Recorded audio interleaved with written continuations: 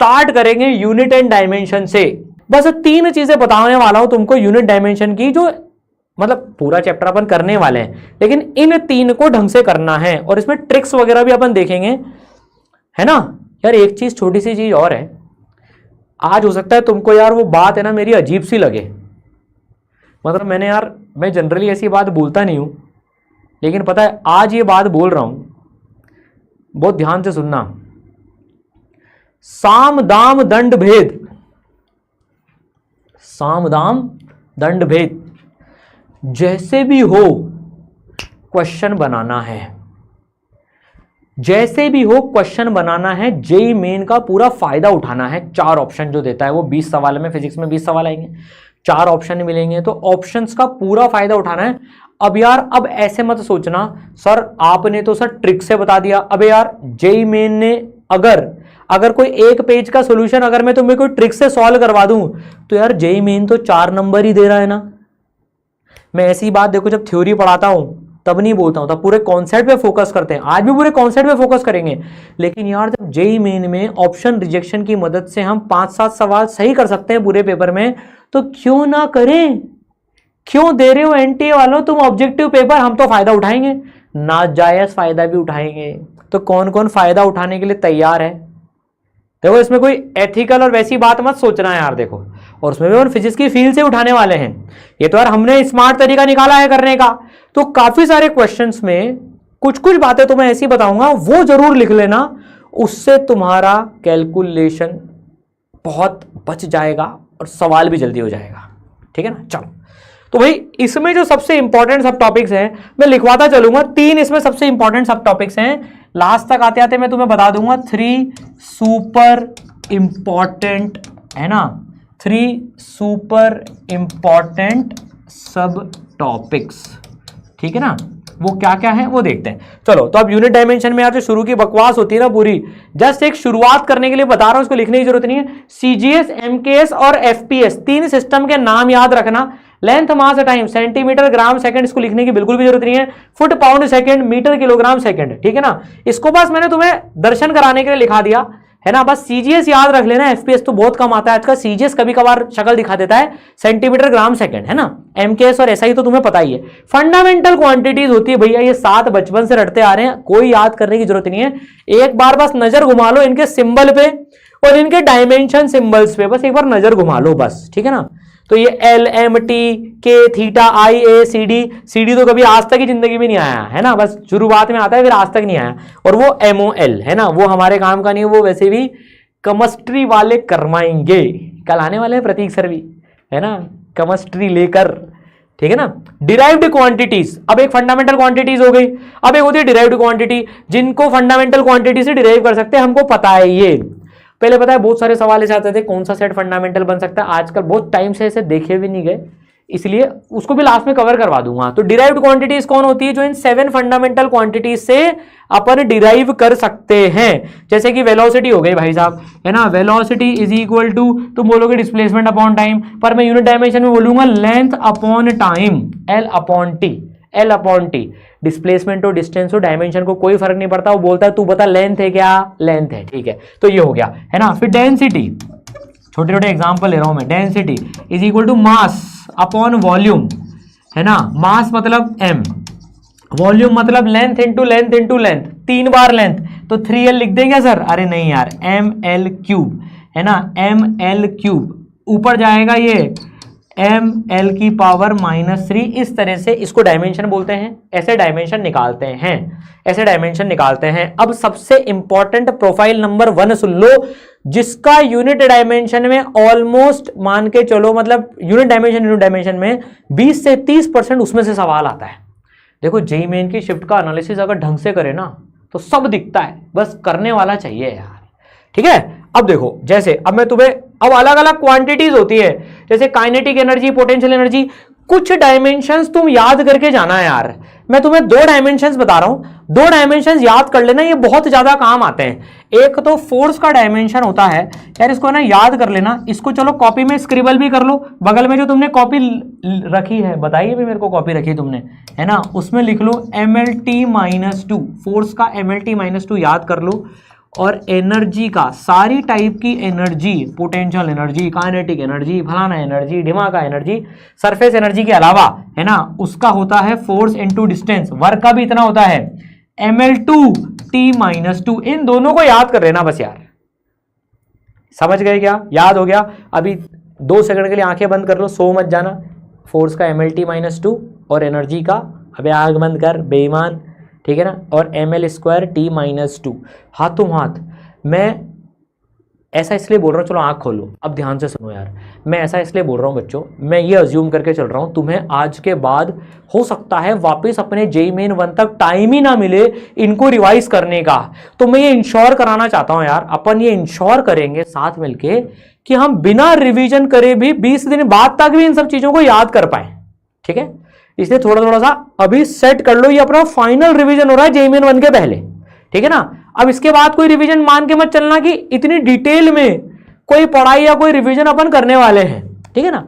तो हाथों हाथ एनर्जी का ml2t-2। अब देखो इंपॉर्टेंट प्रोफाइल नंबर 1, ये देखो, अब आप ये है, ये लिख लेना यहां पर इंपॉर्टेंट। तो पहली इंपॉर्टेंट प्रोफाइल क्या है, जेईई मेन बहुत पूछने लग गया आजकल ये, भैया टॉपिक दे देता है, उनके डायमेंशन की लिस्ट दे देता है और हमको ये निकालनी होती है। अब मैंने पिछली बार एक चीज नोट करी थी, कुछ बच्चों ने जो मतलब जो डिटेल में बात होती ना, अरे सर प्लैंक कांस्टेंट देख के मैं डर गया, इलेक्ट्रिक पोटेंशियल का लंबा चौड़ा निकालना होता है, इसलिए मैं देख के डर गया, मैंने सवाल छोड़ दिया। यार भाई जब ये लिस्ट के सवाल आए ना, तो एक ट्रिक हमेशा लगानी है, एक ट्रिक हमेशा लगानी है, कभी भी नंबर 1 से स्टार्ट मत करो, हमेशा सबसे इजी से स्टार्ट करो। तो what is the trick, what is the trick for list questions, start with easiest, start with easiest. अब देखो तुम्हारा क्या जिंदगी में थोड़ा सा फर्क पड़ा क्या, फटाफट से मुझे चैट में आंसर भी बता देना। सबसे आसान इनमें से कौन सा है सर, लीनियर मोमेंटम। अरे linear momentum force upon time, linear momentum होता है mass into velocity, mlt-1, mass into velocity, velocity का होता है lt-1, मास इंटू वेलोसिटी, तो d का हो गया 1, d का हो गया 1, d का हो गया 1, d का 1 1 1 1 1 1 1। ओ माय गॉड, ये तो चालाकी कर दी जेईई मेन ने यार। ओहो, पर कोई बात नहीं, कोई बात नहीं। अरे नहीं यार, इसमें तो और भी आसान है। अरे यार देखो, मैं और भी दिक्कत में आ गया, काइनेटिक एनर्जी उससे भी ज्यादा आसान है यार। पर चलो डी के 1 से बी ऑप्शन तो हटा, काइनेटिक एनर्जी, एनर्जी अभी पढ़ा बी का 3, बी का 3, बी का 3, बी का 3। ओ हो, एक तो कटी गया, ये भी गया, ये भी गया, एक ऑप्शन ही बच गया, ए। बोलो आया क्या सबका, ए आ गया आंसर। तो इसमें क्या सीखा, अभी कॉपी में लिख लो, इन लिस्ट। अब इसको ना थोड़ा सा फेयर में लिख लेना, मतलब एक मतलब बीच में बना लेना पेज एक, ताकि वो मिस नहीं हो जाए रफ में। तो ये टिप नंबर 1 या ट्रिक नंबर 1 जो भी लिखना चाहो तुम, फर्स्ट जो हमने बात करी इंपॉर्टेंट पॉइंट्स में, कि लिस्ट क्वेश्चंस में, इन लिस्ट क्वेश्चंस में स्टार्ट विद द इजीएस्ट, है ना, स्टार्ट विद द इजीएस्ट। चलो आगे बढ़ते हैं अब फटाफट से। तो ये जो है ना, ये वाले बहुत सारे सवाल हैं, ये जैसे अभी आया इस साल ही है ना। अब इसमें करो, चलो इसमें करो, चलो भी फटाफट से। मोमेंटम, मोमेंटम अभी तुमने हो सकता है मॉडर्न फिजिक्स नहीं पढ़ी हो, तो वर्क फंक्शन में बता देता हूं। वर्क फंक्शन एनर्जी के बराबर होता है, देखो वर्क फंक्शन एनर्जी के बराबर होता है, वर्क फंक्शन एनर्जी के बराबर होता है। फटाफट से अब स्पीड ऑफ लाइट से मुझे इसमें ऑप्शन रिजेक्ट करके बताओ फटाफट से। सबसे पहले सी का एनर्जी ml2t-2, ml2t-2 कहां हो तुम, सी का 1, सी का 1, सी का 1, सी का 1, सी का 1, सी का 1, सी का 1, सी का 1, सी का 1, सी का 1, सी का 1, सी का 1, सी का 1। अबे सी का 1 तो एक में ही गिवन है, सी का 1 तो एक में ही गिवन है, फिर भी चेक कर लो मोमेंटम का, डी का 2 होना चाहिए, डी का 2 है, बाकी करने की ही जरूरत नहीं है। बी आंसर आ गया, मतलब तुम आईआईटी बॉम्बे की तैयारी कर रहे हो। ये बात, क्या बात आया क्या समझ में। इसी तरह से आगे बढ़े फटाफट से। ये बहुत इंपॉर्टेंट प्रोफाइल है, ये तुम्हारे लिए बोनस क्वेश्चन है ना। अब एक और बता दिया, ठीक है ना। अब इसमें सबसे आसान कौन सा, फटाफट से बताओ। अब ट्रिक लगाओ, बस आसान बताना, इसमें पूरा सॉल्व मत करना, बस तुम इसमें से ये बता दो सबसे आसान कौन सा है तुम्हारे लिए। सर रोटेशनल काइनेटिक एनर्जी हो, कोई सी भी हो, एनर्जी, डी ऑप्शन सबसे आसान है यो। तो डी ऑप्शन में मतलब ml2t-2, डी का 1, डी का 1, डी का 1, डी का 1, डी का 1, डी का 1, डी का 1, डी का 1, डी का 1, डी का 1, डी का 1, डी का 1। अब दूसरा कौन सा देखें, सरफेस टेंशन होता है force by length, surface tension होता है फोर्स बाय लेंथ, फोर्स में से लेंथ हटा दो एक, mlt माइनस 2 में से l हटा दो एक, mt minus 2, mt minus 2, mt minus 2, mt minus 2, तो भाई b का हो गया 4, b का हो गया 4, b का 4, b का 4, b का 4, b का 4, b का 4, b का 4, ऑसम। ठीक है, कर लोगे तो कभी भी यूनिट डायमेंशन के लिस्ट के सवाल आ जाए इसको राउंड 1 में कर लेना, ये नॉर्मली आसान होते हैं। चले आगे, तो पहली इंपॉर्टेंट प्रोफाइल हमने देख ली, शाबाश। चलो आगे बढ़ते हैं, लेकर प्रभु का नाम। अब छोटी सी बातें और कर लेते हैं, अब नेक्स्ट पॉइंट पे बात करते हैं, इंपॉर्टेंट पॉइंट पर। कुछ डायमेंशनलेस क्वांटिटीज होती हैं जिनका डायमेंशन m0, l0, t0 होता है, जैसे एंगल, एंगल होती है आर्क लेंथ। यहां पर इसकी बेसिक मैथ्स बता देता हूं, वैसे तुम्हें आती है वो। एंगल को जब रेडियन में नापते हैं, थीटा, ये आर्क लेंथ, ये रेडियस, तो थीटा बराबर s बाई आर होता है, आर्क लेंथ बाय रेडियस, ये रेडियन में नापते हैं। इसकी बेसिक मैथ्स यहां पर कवर कर लेता हूं, है ना। तो ये होती है आर्क लेंथ, रेडियस भी लेंथ, तो एल की खोपड़ी पर 0, तो जिसमें सबकी खोपड़ी पर 0 आ जाए वो डायमेंशनलेस होती है। तो एंगल डायमेंशनलेस होता है, ठीक है, सारे एंगल्स डायमेंशनलेस हैं, बट इसका यूनिट होता है। तो बचपन में पहले बहुत सवाल आते थे, बचपन मतलब पहले 5 साल के पहले, ऐसी क्वांटिटी हो सकती है क्या जो डायमेंशनलेस हो पर यूनिट हो? यस, इसका यूनिट होता है रेडियन। तो एंगल ऐसी क्वांटिटी, सुन लो बस, अभी लिखने की जरूरत नहीं है, जो डायमेंशनलेस होती है पर इसका यूनिट होता है रेडियन। एक प्लेन एंगल, एक सॉलिड एंगल, सॉलिड एंगल काम का नहीं है अभी हमारे बिल्कुल भी, इसलिए उसको छोड़ रहे हैं अभी हम, ठीक है ना। वो इलेक्ट्रोस्टैट में काम आएगा जबकि जब देखेंगे उसको अपन, ठीक है ना। ये हो गया trigonometric function sine theta. Sine theta होता है perpendicular by hypotenuse, perpendicular by hypotenuse, right angle triangle में लेंथ बाय लेंथ, लेंथ की पावर 0। तो एक चीज इसमें ध्यान रखना, ये बहुत पूछ रहा है अभी, ये देखो अगला सवाल आने वाला है, ये जेईई मेन का फेवरेट टाइप का प्रोफाइल हो चुका है, ये आता है, ये है ना, किसी न किसी फॉर्मेट में ये दिख जाता है कई बार ऐसा। तो साइन थीटा, तो जो साइन पूरा होता है वो भी डायमेंशनलेस होता है, और अंदर का जो एंगल है वो भी डायमेंशनलेस है। तो देखो इस पे कैसा पीवाईक्यू आया इस बार, देखो ये पीवाईक्यू। अब ये थोड़ा सा, अब पीवाईक्यू भी 3 कैटेगरी के होते हैं, इजी, मीडियम और टफ, है ना। हाँ, सॉलिड एंगल भी विवान बता रहा है पर बेटा ठीक है ना। हाँ, अब देखो ये जो सवाल है दिखने में टफ है, लेकिन अगर इसको ढंग से देखा ना तो ये हलवा बन जाएगा।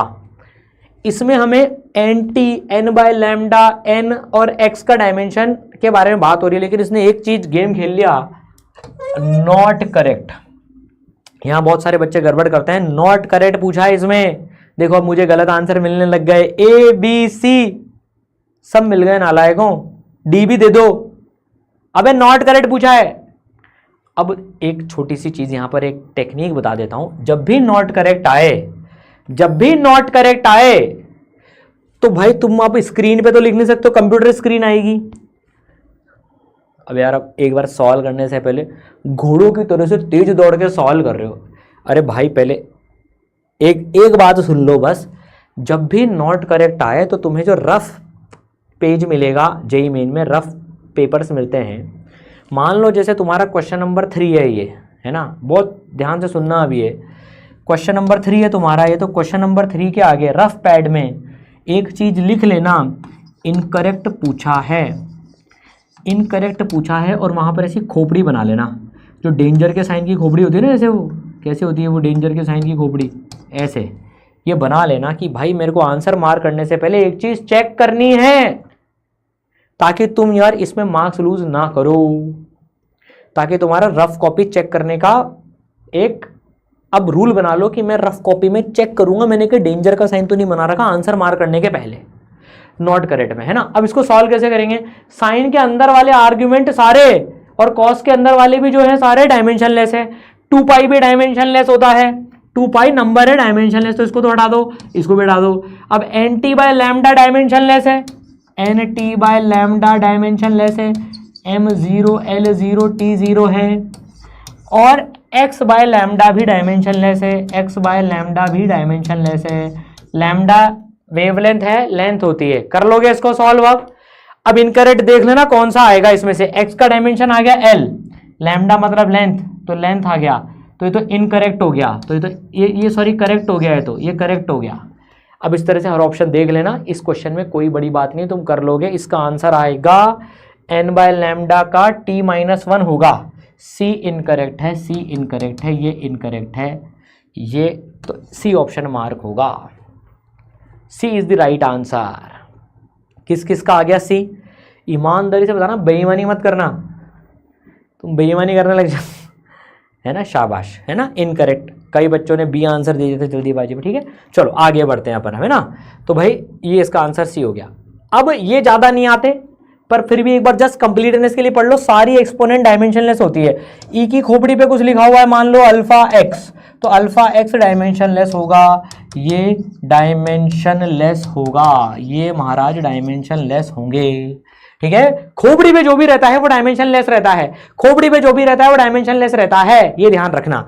लॉग और उसका आर्ग्यूमेंट, गणित वाले पढ़ाएंगे तुमको ये। लॉग ए आर्ग्यूमेंट है तो ए डायमेंशनलेस होगा, और पूरा का पूरा लॉग भी डायमेंशनलेस होता है। ये नहीं आता, इसकी टेंशन लेने की जरूरत नहीं है तुम्हें, ये बस ये लीस्ट इंपॉर्टेंट है, ये नहीं आता, इसको टेंशन मत लो। पर ये याद रख लेना, ई की पावर अल्फा एक्स अगर है तो जो भी खोपड़ी पर है वो डायमेंशनलेस है। इस पे सवाल बहुत रेयरली मिलते हैं, रेयरली, लॉग वाले पे तो, है ना। तो चलो अब आते हैं अपन सेकंड इंपॉर्टेंट चीज पर, जो मैंने बोला था ना 3 है। एक तो डायमेंशन पूछना हो गया, एक होता है प्रिंसिपल ऑफ होमोजेनिटी, इस पे सवाल आते हैं। ये सेकंड इंपॉर्टेंट टॉपिक है, ये सेकंड इंपॉर्टेंट टॉपिक है, इसका भी बोनस सवाल ही मान के चलो तुम एक, है ना। ये बोलता है कि अगर 2 क्वांटिटी प्लस हो रही हैं और वो तीसरी क्वांटिटी के बराबर हैं, होमो का मतलब पता है तुम्हें? अबे सेम, है ना, होमोजेनिटी, तो भैया सेम ही ऐड और सब्ट्रैक्ट हो सकते हैं, है ना। तो अगर किसी इक्वेशन में लिखा है इसका मतलब, और ये इक्वेशन अगर सही है तो ए का डायमेंशन बी का डायमेंशन तुम सेम ही ऐड या सब्ट्रैक्ट कर सकते हो, और वो भी सेम क्वांटिटी के बराबर ही आएगा, सेम डायमेंशन के बराबर, ठीक है ना। तो ये तीनों बराबर होंगे, तो ऐड सब्ट्रैक्ट जहां भी हो वो सेम क्वांटिटीज ही ऐड सब्ट्रैक्ट हो सकती है, और इक्वल टू में भी सेम ही आती है। चलो एक सवाल के थ्रू समझ लेते हैं, ये सेकंड इंपॉर्टेंट, ये आसान होता है, ये अभी आया हुआ सवाल है। इसमें तुम्हें एक ट्रिक बताऊंगा, पहले तुम सवाल पढ़ लो, 5 सेकंड लेकर बस सवाल पढ़ लो एक बार। ये अच्छा सवाल है, ये कैलकुलेशन करवाएगा तुम्हें, लेकिन मैं इसकी ट्रिक बताता हूं जिससे कैलकुलेशन बिल्कुल आसान हो जाएगी। सवाल पढ़ लो।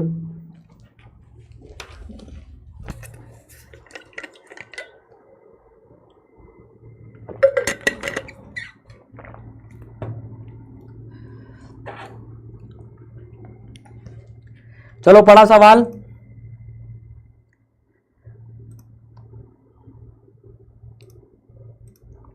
पढ़ा सवाल सबने?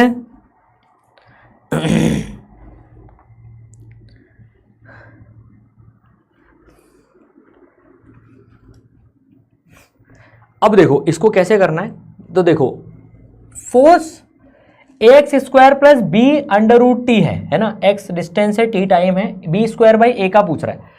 अब जनरली अपन कैसे सॉल्व करते हैं, पहले ए का डायमेंशन निकाल लेंगे, फिर बी का निकाल लेंगे, है ना, फिर सॉल्व कर लेंगे। ये एक तरीका होता है, इससे आंसर भी आ जाएगा। पर यार मुझे आंसर देखो यार, ए भी मिल रहा है, सी भी मिल रहा है, बी भी मिल रहा है, डी भी मिल रहा है, क्या कर रहे हो यार, ऐसे मत करो, नाक कटाओगे क्या नालायक हो। अबे तुम क्या कर रहे हो, मतलब अब ध्यान से सुनो, इसमें एक ट्रिक बताता हूं, कभी भी ऐसा सवाल आए ना तो पहले ए और बी का डायमेंशन मत निकालो, ए और बी का डायमेंशन मत निकालो, पहले ए और बी को क्वांटिटीज के टर्म में लिख लो, अपने आप क्वांटिटीज कुछ ना कुछ कट जाएंगी। जैसे फोर्स का डायमेंशन ए एक्स स्क्वायर के बराबर है, अभी मैं ए कैलकुलेट नहीं कर रहा हूं, तो ए का डायमेंशन कितना आ जाएगा, f divided by x square, बस डायमेंशन का सिंबल भी नहीं लगा रहा हूं, ठीक है, कहीं को अपन टाइम वेस्ट करें। B under root t, b under root t, t की पावर हाफ मतलब अंडर रूट टी, ये भी एफ के बराबर है, तो बी किसके बराबर हो गया डायमेंशन वाइज यार, हाँ ठीक है, तो बी की डायमेंशन किसके बराबर हो गया, एफ अपॉन रूट टी। अभी डायमेंशन मत निकालो, फालतू में अंडर रूट में आप फंसोगे। अब बी स्क्वायर बाई ए करो, अब बी स्क्वायर बाई ए करो, अब यहां पर बी स्क्वायर बाई ए करते हैं चलो अपन, तो बी स्क्वायर बाई ए, अब बी स्क्वायर को इसका स्क्वायर करो, एफ स्क्वायर रूट का स्क्वायर हो जाएगा टी अपॉन ए, एफ अपॉन एक्स स्क्वायर। अब देखो अपने डायमेंशन ही निकाला अभी तक। ट्रिक यह है लास्ट तक सिर्फ इनमें चलाते जाओ। ट्रिक क्या है, ट्रिक क्या है, लास्ट तक सिर्फ सिंबल्स में चलाते जाओ, एफ से एफ काटो।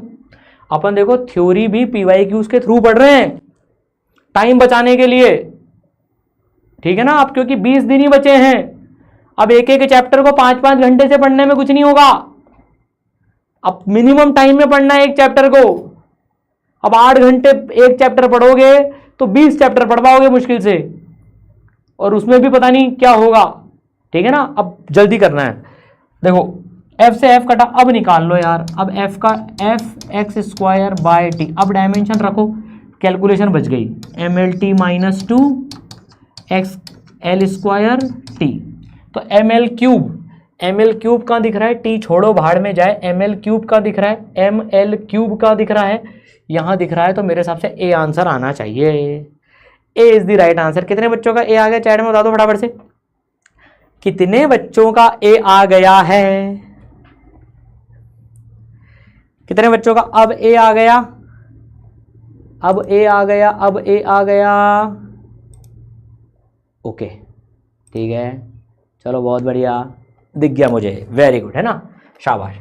तो ट्रिक समझ में आई। एक छोटा सा रफ कॉलम में चाहो तो तुम वो उसमें नोट लिख सकते हो, अगर तुम्हें याद नहीं रहे तो कैलकुलेट डायमेंशन इन एंड, है ना, सॉल्व इन एंड, एंड में सॉल्व करना होता है ऐसे सवालों को, ठीक है। चलो आगे बढ़ते हैं अपन। अब यार ये कन्वर्जन ऑफ यूनिट्स ये बहुत कैलकुलेशन खाता है, पर यार 4-5 सालों में इतना नहीं दिखा है जितना, इसलिए मैंने इसको इंपॉर्टेंट प्रोफाइल मार्क नहीं करा है यार। अब तुम्हारी किस्मत इतनी जोरदार हो, वैसे यार अपन थोड़ा डेटा से तो चलें, किसी की शिफ्ट में ही आ जाए तो फिर ऐसा मत बोलना सर आपने बोला था, अबे यार लेकिन बाकियों की 9 शिफ्ट में भी तो, मतलब तुम्हारी शिफ्ट में नहीं आया तो बहुत बढ़िया, आ जाए तो अपन सॉल्व तो कर ही रहे वैसे भी, है ना भाई। 1 मीटर इक्वल टू 100 सेंटीमीटर, एक यूनिट से दूसरे यूनिट में इसमें जाना होता है ना। n1u1 बराबर n2u2, n1u1 बराबर n2u2, numerical value unit, numerical value unit. तो nu इक्वल टू कॉन्स्टेंट, पहले तो इस पे सवाल आ जाते थे, nu इक्वल टू कॉन्स्टेंट। तो जब यूनिट छोटा होता है तो न्यूमेरिकल वैल्यू बड़ी हो जाती है, यूनिट छोटा हुआ तो न्यूमेरिकल वैल्यू बड़ी हो गई। इसको ध्यान रख लेना, कई बार असर्शन रीजन में इसमें से सवाल बैठ सकता है, असर्शन रीजन में इसमें से सवाल बैठ सकता है, इसलिए मैंने सिंगल स्टार ही लगाया सिर्फ। आजकल असर्शन रीजन स्टेटमेंट 1 स्टेटमेंट 2 के भी सवाल आते हैं, उसमें आता है कई बार ये। तो यूनिट जब छोटा होता है तो न्यूमेरिकल वैल्यू बढ़ जाती है, ठीक है ना। अब तुम चाहो तो इसमें प्रैक्टिस कर सकते हो, बहुत ज्यादा पीवाईक्यूज है ही नहीं इसमें, है ना। इस चैप्टर के 20 पीवाईक्यूज मैंने अलग से सेलेक्ट करके, सेलेक्टेड पीवाईक्यू नाम से तुमको लिंक जो डिस्क्रिप्शन में गिवन है, पूरा पीडीएफ वीडीएफ सब वहां पर मिलेगी, इसरा लैब पर, वो सारे भी मिल जाएंगे, है ना। उसमें इसके सवाल नहीं मिलेंगे क्योंकि ये आया ही नहीं 4-5 साल में ज्यादा। कैसे सॉल्व करते हैं मैं फिर भी छोटा सा बता देता हूं। मान लो तुमको 10 न्यूटन को डाइन में निकालना है सीजीएस में, तो n1u1, तो डायमेंशन लिख लिया करो पहले उसका। फोर्स का डायमेंशन क्या है, फोर्स का डायमेंशन होता है mlt माइनस 2। तो भैया n1u1 unit 1 this is equal to n2u2, CGS में डाइन होता है, डाइन, है ना। तो ये न्यूटन मतलब केजी लेंथ का metre upon second square is equal to n2, dyne में सीजीएस है, सीजीएस है ये, ठीक है। तो मतलब m का मतलब ग्राम, लेंथ का मतलब सेंटीमीटर, टाइम का मतलब सेकेंड। यहाँ पर डाल दो 10, यहाँ पर डल गया 10, n2 की वैल्यू कैलकुलेट कर लेना। तो 10 kg upon gram, metre upon centimetre, second square से सेकंड स्क्वायर तो काट दो, is equal to n2। Sir G से जी काट दूं क्या, अबे तेरी ऐसी की तैसी, अबे जी से जी नहीं कटेगा, किलोग्राम को पहले ग्राम में कन्वर्ट करो। तो ये कितना हो जाएगा 10 इंटू, ये हो जाएगा 10 की पावर 3 ग्राम बाय ग्राम। अब काट दे जी से जी, 100 सेंटीमीटर बाय सेंटीमीटर, अब काट दो, मीटर को सेंटीमीटर में लिखा तो ये आ जाएगा 10 इंटू 10 की power 5 that is equal to 10 की पावर 6। तो n2 की वैल्यू आ गई 10 की पावर 6। ऐसे सॉल्व करते हैं। घबराहट हो रही हो मन में तो टेंशन मत लो, ये कम आता है। बढ़े आगे, ठीक है। इस पे मैं ज़्यादा जोर नहीं दे रहा हूँ। अब तीसरा जो इंपॉर्टेंट है, एक का रिश्ता दो के टर्म्स में निकालना है। सर क्या बात कर रहे हो, एक का रिश्ता दो के टर्म्स में निकालना है? अबे नालायको, 3 4 के टर्म्स में भी निकाल सकते हैं अपन तो, 3 के टर्म्स तक भी। 4 में कई बार दिक्कत हो जाती है क्योंकि MLT ही होते हैं खोपड़ी पे चढ़ाने वाले। मतलब कैसे सर? इसमें जैसे तुमको टाइम पीरियड का रिश्ता निकालना है लेंथ और एक्सेलरेशन ड्यू टू ग्रेविटी के टर्म में, जो SHM में पढ़ा होगा ना ये फॉर्मूला। अब तो असली का फॉर्मूला भी पढ़ लिया हमने, 2π/L/g, लेकिन हमको डायमेंशन से डिराइव करना है। तो हम कैसे करते हैं? Time period is equal to, proportional होता है पर इक्वल टू कर दो, डायमेंशन में कोई दिक्कत नहीं है। L की पावर x, G की पावर y, x और y निकालने होते हैं। ये कितने बच्चों को आता है वैसे? कितने बच्चों ने प्रैक्टिस करी? फटाफट से मेरे को चैट में बता दो सर आता है सॉल्व करना। तो डायरेक्ट PYQ पे चल जाऊं मैं एक बार, इसमें PYQ के थ्रू सिखा दूंगा यार। बस मेरे को एक बार चैट में बता दो आता है आता है आता है आता है आता है आता है, लिख दे बे। आतो है आतो है, हाड़ोती में बोल रहे हैं आतो है। एक प्रीडेटर का नो आया, अच्छा एक का हिमांशु का भी आया, बाकी सबका आतो है आ रहा है। चलो बेटा कोई बात नहीं है ना, नो भी आ रहा है तो कोई बात नहीं। अभी आगे बताता हूँ कैसे सॉल्व करते हैं इसको। चलो यहाँ बता देता हूँ यार, टाइम पीरियड का T लिख लो, लेंथ का डायमेंशन लिख लो L, है ना, की पावर x, एक्सेलरेशन का डायमेंशन LT-2 की पावर y, ठीक है। अब सारी L की खोपड़ियाँ एक साथ ले आओ, ये L की पावर x, ये 1 × y, L की पावर y, T की पावर -2y। अब सारी L की खोपड़ियाँ एक साथ ले आओ, सारी L की खोपड़ियाँ एक साथ ले आओ, सारी L की खोपड़ियाँ एक साथ ले आओ, x + y, बेसिक मैथ्स है। L की पावर x, L की पावर y इज L की पावर x + y, T की पावर -2y। यहाँ क्या लिखा हुआ है सर? यहाँ तो L है ही नहीं। ओ माय गॉड, धत तेरी के। अबे यहाँ L नहीं है तो L लाओ ना, L की पावर 0 लिखा हुआ है, देखो इधर दिखा है ना, T की पावर 1। अब खोपड़ी से खोपड़ी कंपेयर करो। सर T की खोपड़ी से L की खोपड़ी कंपेयर कर सकते हैं क्या? हाँ कर ले बेटा, बंदर की खोपड़ी से इंसान की खोपड़ी कंपेयर कर ले, है ना, सेम दिखेगा एकदम। अबे L से L और T से T खोपड़ियाँ कंपेयर करो तो 0 बराबर 2 इक्वेशन बन जाएगी तुम्हारी जिंदगी में। L की खोपड़ी पे क्या है? 0 बराबर x + y, और यहाँ पर 1 बराबर -2y, 1 बराबर -2y। तो इससे y निकाल लेना, इससे x निकाल लेना। तो x की वैल्यू आ जाएगी हाफ, y की वैल्यू आ जाएगी -1/2। ये सॉल्व करने का टाइम बचा लिया हमने। तो अब देखो, अब वापस से x और y को यहाँ चिपका दो। तो time period proportional to L की पावर हाफ, G की पावर -1/2। तो time period proportional to √L/G। Sir इसका क्या हुआ ये बताइए आप। तो ये साला है साला, वो है ना जेठालाल का साला सुंदरलाल, ये ऐसे साबर में नहीं आता। डायमेंशन नहीं बता सकता इसकी वैल्यू, डायमेंशन एनालिसिस से हम इसकी वैल्यू नहीं बता सकते, कांट बी टोल्ड, है ना, ये नहीं बता सकते डायमेंशन से। डायमेंशन बोलेगा मैं तुम्हें सिर्फ इतना बता सकता हूँ √L/G, ये लिमिटेशन ऑफ डायमेंशन है। ऐसा नहीं डायमेंशन से तुम दुनिया जीत लोगे, अरे ये नहीं बता सकता डायमेंशन भाई, इसके लिए असली एक्सपेरिमेंट करना पड़ता है, एक्चुअल एक्सपेरिमेंट। तो डायमेंशन सिर्फ इतना बताएगा, प्रोपोर्शनलिटी कांस्टेंट नहीं बताता डायमेंशन। आया क्या? आया। चलो अब ये सवाल देख लो। अरे इसके ऊपर से PYQ किसने हटा दिया यहाँ से नाम, ये भी PYQ है। Velocity, time and force are chosen as base quantities, then dimension of mass will be. Sir ये तो आपने सिखाया नहीं है, तो कैसे करते हैं? बेस क्वांटिटीज ही बदल गई इसमें तो। बेस मतलब फंडामेंटल क्वांटिटीज। अरे टाइम पास कर रहा है, ये बोल रहा है मास को इन तीनों खोपड़ियों के टर्म्स में लिखो। अब इसमें 3 इक्वेशन सॉल्व करनी पड़ेंगी तुम्हें, लेकिन मैं इसमें ट्रिक बताता हूं, देखो तुम एक, अब तुम यहां 3 इक्वेशन सॉल्व करोगे वेलोसिटी, टाइम और फोर्स की XYZ लिखकर, तो टाइम ज़्यादा लगेगा। इसमें जो है ना, अब चाणक्य की नीति लगाते हैं इसमें अपन। अब चाणक्य की नीति क्या बोलती है भाई साहब? ट्रिक क्या है?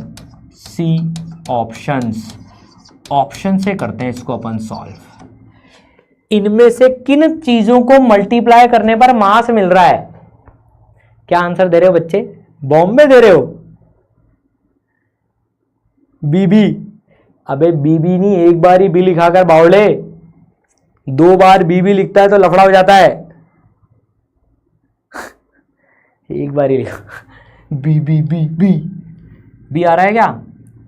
अरे यार अब कैसे लिखें इसको? मतलब देखो एक अच्छी बात, सब में फोर्स आ रहा है, सब में फोर्स आ रहा है, सब में फोर्स आ रहा है, एफ ही आ रहा है सब में। तो चलो यार, एक चारों ऑप्शन में एफ आ रहा है तो यार ये तो ऑटोमेटिकली 1 हो गया, चारों ऑप्शन में ही एफ है तो ये तो 1 हो गया। एक्स वाई के लिए सॉल्व कर लो, भले ही कर लोगे क्या? चलो बच्चे बी कह रहे हैं, मैं बी ऑप्शन डाल के देख लेता हूँ। Force into time into v की पावर -1, तो MLT-2 टी वी होता है LT-1 की पावर -1। चेक कर लो m बच रहा है क्या? माइनस माइनस प्लस, 1 + 1 -2, टी हट गया, शाबाश। L-1 L+1, L भी हट गया, m बच गया, बी आंसर है। ऐसे कर लिया करो, ठीक है? ठीक है ना? और छोटी ट्रिक, और छोटी ट्रिक, मज़ा आएगा देखना। अभी अगर तुम देखो, मैं ये एक्सपेक्ट नहीं करता यार तुम एग्ज़ाम के प्रेशर में, जो मैं ट्रिक नंबर 2 बताने वाला हूँ, ध्यान से सुनना, तुम एग्ज़ाम के प्रेशर में इतना सोच लो, मैं एक्सपेक्ट नहीं करता। लेकिन अगर किसी ने सोच लिया ना तो बल्ले बल्ले हो जाएगी, मज़ा आ जाएगा। अगर तुमने कूल रह के पेपर करा, देखो यार मेरी जेई मेन में 71 रैंक आई थी, है ना? तो उसमें बहुत सारे फैक्टर काम करे थे, वो मैं तुम्हें सिखाऊंगा यार, सारे फैक्टर्स जितना मुझे आता है ना, मैं कोशिश करूंगा मैं तुम्हें सब सिखा दूं।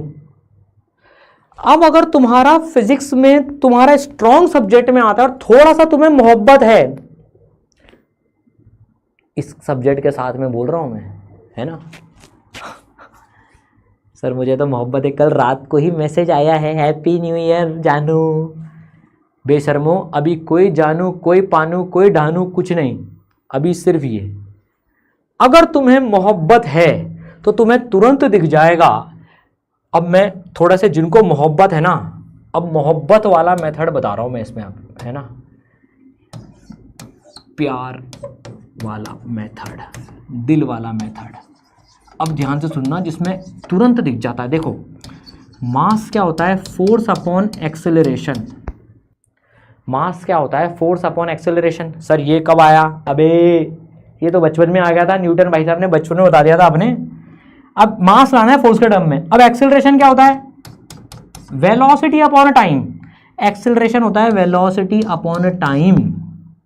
टाइम को ऊपर उचकाओ तो FT/v, मतलब FTV-1। चेक कर लो FTV-1 कहाँ दिख रहा है? FTV-1 कहाँ दिख रहा है? FTV-1 यहाँ दिख रहा है। तो अगर तुम्हारी मोहब्बत ने तुम्हें उस टाइम में जवाब दे दिया, ओहो मास होता है फोर्स अपॉन एक्सेलरेशन, तो तुम बहुत टाइम बचा लोगे, इक्वेशन से भी बच गए, ऑप्शन से भी बच गए, सीधे आंसर आ गया। आई क्या बात सबको समझ में? नहीं आई बात सबको समझ में? एक बच्चा कह रहा है सर मैंने तो बड़ी मेहनत से XYZ निकाले, आपने यूं ही सॉल्व कर दिया। यार तेरी मोहब्बत ने तेरे को जवाब नहीं दिया, मेरी मोहब्बत ने मेरे को रिप्लाई कर दिया, इसलिए आ गया। ठीक है, चलो ठीक है ना? तो ये है ना, कुछ बच्चे कह रहे हैं सर SG सर स्पेशल। चलो बहुत बढ़िया, ओ बधाई बधाई बधाई बधाई बधाई। तो यार ये अपन ने थर्ड इंपॉर्टेंट लिखा नहीं, इसमें थर्ड इंपॉर्टेंट लिखो। देखो रह गया अपना ये, हाँ ये है वो थर्ड इंपॉर्टेंट, ये है वो थर्ड इंपॉर्टेंट सब टॉपिक। ठीक है ना? तो देखो यूनिट डायमेंशन अपन ने पूरा निपटा लिया विद PYQ प्रैक्टिस। इससे ज़्यादा तुम्हें इसमें ज़रूरत नहीं है यार, बहुत फ्रैंकली बता रहा हूँ। मतलब क्वेश्चन तो अपन और भी कर सकते हैं, तुम्हें 20 सवाल मैंने और भी दे रखे हैं, कल सुबह उनको भी कर लेना, प्रैक्टिस हो जाएगी। पर बधाई हो भाई सबसे पहले तो यूनिट डायमेंशन में 3 इंपॉर्टेंट सब टॉपिक पहले एक बार रिवाइज कर लेते हैं। सबसे पहला डायमेंशंस ऑफ क्वांटिटीज, दूसरा प्रिंसिपल ऑफ होमोजेनिटी प्लस और माइनस का, तीसरा एप्लीकेशन में एक क्वांटिटी दूसरे के टर्म्स में निकालना। ये 3 इंपॉर्टेंट है।